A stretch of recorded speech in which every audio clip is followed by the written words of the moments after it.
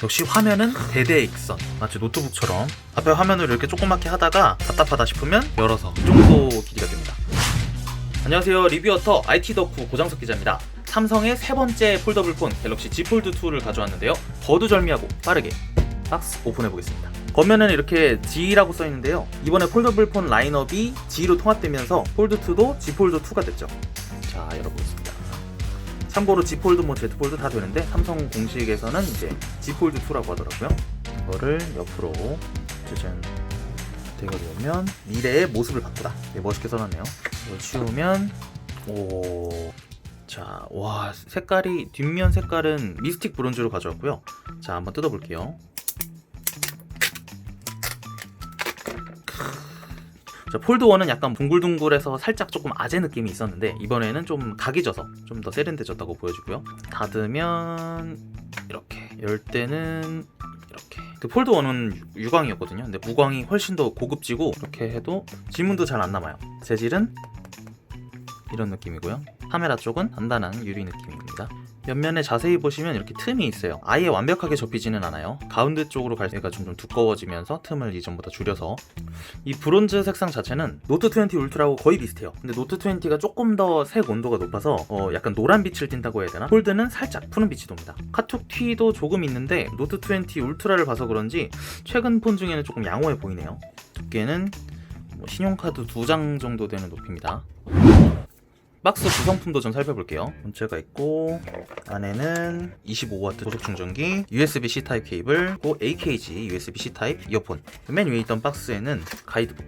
여기에 기본 케이스는 없네요. 근데 이제 제가 쓰고 있는 기기가 정보 제공을 위해서 삼성에서 이제 무상으로 빌렸어요. 뭐 대가를 주거나 이런 건 아니고요. 그래서 지금 케이스가 안 들어있는데 예전에 그 노트 20 때도 이렇게 돼 있고 실제 제품에서는 케이스가 들어있던 걸 보면 실제 구매하실 때는 케이스가 아마 들어있을 것으로 생각이 됩니다. 네, 자, 제품 스펙을 먼저 살펴보면 유출된 것과 거의 동일합니다. 퀄컴 스냅드래곤 865 플러스를 탑재했고요. 램은 12기가, 메모리는 256기가인데요. 원래는 512도 나오는데 한국에서는 256만 나왔습니다. 외장 메모리 슬롯은 없습니다. 배터리 용량은 4500mAh고요. 카메라는 후방에 3개가 있어요. 1200만 화소 기본 광각 망원 3개가 있고요. 커버 디스플레이 하나, 메인 디스플레이 하나, 이렇게 총 5개의 카메라가 탑재되어 있습니다. 가장 중요한 가격은 239만 8천원입니다. 자, 전원을 한번 켜볼게요. 전원이 그 지문 인식 버튼으로 되어 있습니다. 전원을 켜면 삼성 갤럭시 Z 폴드 2 5G. 화면 주름 같은 경우에는 이전보다는 확실히 깊이도 좀 얕아졌고요. 초방막 강화 유리인 UTG가 좀 쓰였는데 폴드 1 때보다 이 화면 품질이 훨씬 올라갔습니다. 자, 전면 디스플레이부터 먼저 살펴볼게요. 가장 큰 변화죠, 이번에. 화면이 예전에는 한 요정도 크기였거든요. 근데 이번에 6.2인치로 쫙 넓어지면서 이렇게 커졌습니다. 정말 앞에 화면을 이렇게 그냥 일반 스마트폰처럼 사용할 수가 있어요. 뭐 이런 식으로 유튜브 화면을 볼 수도 있고, 인터넷 같은 경우는 이게 화면이 길다 보니까 밑에 굉장히 정보가 많이 표시돼요. 은근히 되게 편하더라고요. 노트 8하고는 한 이 정도 크기 차이가 나는데 세로로 약간 얇기는 한데 저는 손이 작고 이 천지인 자판을 써서 그런지 그래도 꽤 편한 것 같아요. 구독과 좋아요, 투데이 방송. 다만 이 쿼티 키보드를 쓰면 조금 작게 느껴질 수 있을 것 같아요. 여기 이 화면에서도 화면 분할이 되는데 앱 2개를 쓸 수 있습니다. 가로로 분할하면 약간 옛날 그 PNP 느낌이 살짝 나네요. 이 커버 디스플레이를 쓰다가 이렇게 펼치면 메인 디스플레이하고 연결이 돼요. 앞에서 이렇게 쓰다가 이걸 열면 그대로 제가 쓰던 화면을 가져올 수 있습니다. 인터넷을 하면서 뭐 영상을 볼 수도 있고요. 가로 세로 전환이나 이런 점도 되게 자연스럽습니다. 안쪽 디스플레이는 전작보다 0.3인치 커져서 7.6인치까지 커졌습니다. 그리고 위에 카메라가 이 펀치홀 디스플레이로 바뀌면서 여기를 가리고 있던 게 싹 날아갔어요. 그래서 이전에는 이렇게 잡고 쓰려면 여기 이쪽에 카메라가 손에 닿아가지고 좀 불편했는데 이제는 그런 점도 없어졌고요. 동영상을 최대로 틀면 이렇게 이 정도 길이가 됩니다. 화면비가 뭐 16:9가 아니다 보니까 위아래로 화면이 조금 남는데 보는 영상의 대각선 길이는 한 6.9인치 정도 되네요. 이제 크기가 어느 정도인지 조금 감이 안 잡히실 수 있는데 제가 쓰고 있는 8인치짜리 갤럭시 탭 A라는 태블릿인데 비교하면 이 정도 됩니다. 그래서 위아래로 볼 때는 폴드 2의 화면이 좀 더 크고요. 아무래도 화면비가 조금 다르다 보니까 가로로 놓고 봤을 때는 자, 이 정도 크기 차이가 납니다. 가까이 들고 봤을 때 느낌이 좀 많이 다르죠? 폴드 2 같은 경우에는 어마어마한 품질 향상이 있었습니다. 그리고 소리 같은 경우에는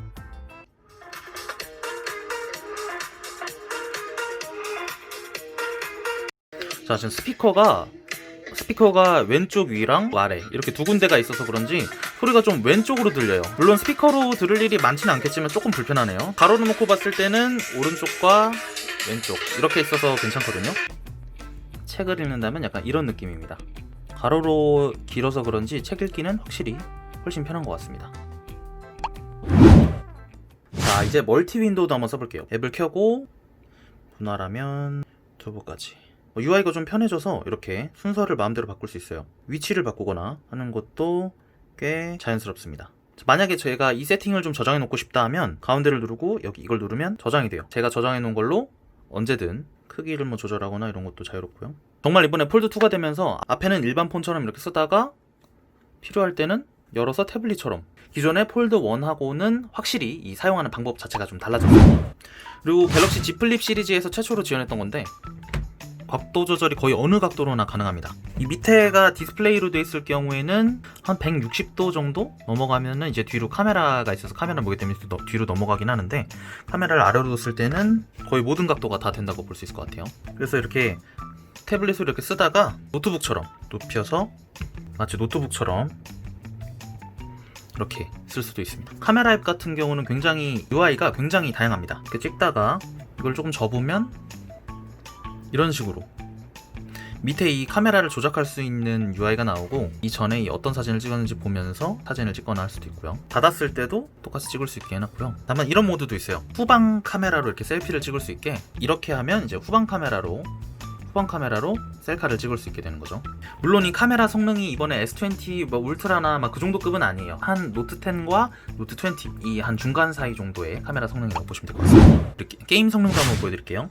이걸로 게임을 하면 이 화면이 엄청 크다 보니까 확실히 이 느낌 자체가 달라요.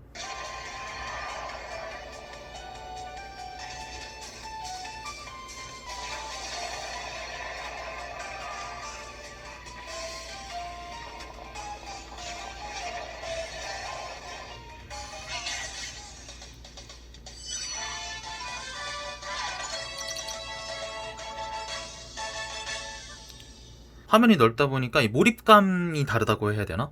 확실히 이렇게 폴더블 화면에 맞춰져 있는 게임 같은 경우에는 일반 스마트폰으로 하는 거랑 확실히 다른 것 같습니다. 스냅드래곤 865 플러스니까 뭐 끊기거나 이런 것도 전혀 없고요. 자, 혹시 모르니까 다른 게임도 한번 해볼게요.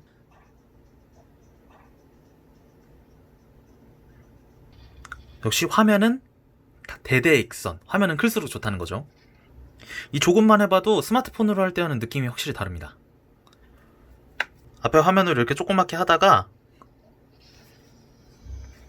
답답하다 싶으면 열어서, 이런 게 좀 가능하네요.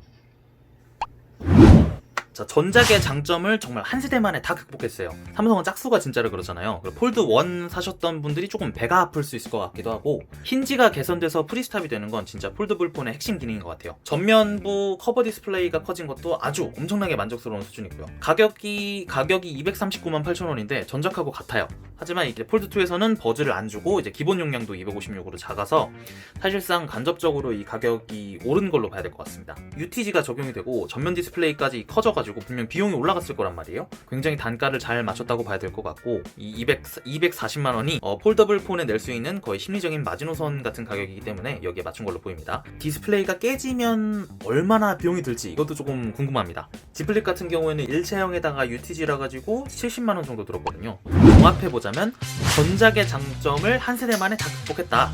하지만 가격이 조금 비싸다. 내구성에 대해서는 조금 더 사용자 데이터가 쌓여봐야 알 수 있을 것 같습니다. 자, 리뷰어터 오늘은 갤럭시 Z 폴드 2에 대해서 알아봤는데요. 다음에는 더 재밌는 IT 기기 리뷰로 찾아뵙겠습니다. 안녕.